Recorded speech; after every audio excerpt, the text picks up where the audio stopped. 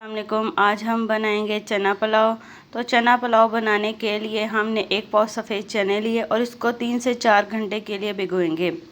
अब चने 3 से 4 घंटे भीग चुके हैं। हम इसमें 1 चम्मच नमक डाल के इसको बॉयल करेंगे और 1 घंटा उबलने के बाद इसमें 1/4 टीस्पून मीठा सोडा शामिल करेंगे और 1 घंटा मज़ीद पकाएंगे। अब इस वक्त चने अच्छे से गल चुके हैं। इसकी में 1 कप घी लिया के गर्म होने के बाद इसमें एक बड़े साइज़ का प्याज लिया और प्याज को अच्छे से मिक्स करेंगे। प्याज को हल्का सा ब्राउन होने के बाद इसमें 1 चम्मच ज़ीरा शामिल करेंगे और प्याज ब्राउन हो चुका है।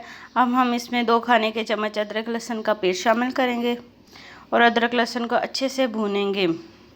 इसको भूनने के बाद इसमें 3 अदद टमाटर शामिल करेंगे और उससे 3 अदद टमाटर शामिल करेंगे और मसाले को अच्छे से भूनेंगे। मसाले को भूनने के बाद इसमें चने शामिल करेंगे और अच्छे से मिक्स करेंगे। अब हम इसमें 2 खाने के चम्मच नमक, 2 खाने के चम्मच लाल मिर्च और 3 खाने के चम्मच चिली फ्लेक्स शामिल करेंगे और इन सब को भूनेंगे। चनों को अच्छे से भूनने के बाद इसमें आधा कप दही शामिल करेंगे और इसे भी मिक्स करेंगे और इसे अच्छे से पकाएंगे जब तक दही का पानी खुश्क ना हो जाए। और जब दही का पानी खुश्क हो जाए तो इसमें चनों का पानी शामिल कर देंगे। पानी शामिल करने के बाद इसको ऊपर से कवर कर देंगे ताकि इसमें उबाल, ढक्कन पीछे करेंगे। अब पानी में उबाल आ चुका है।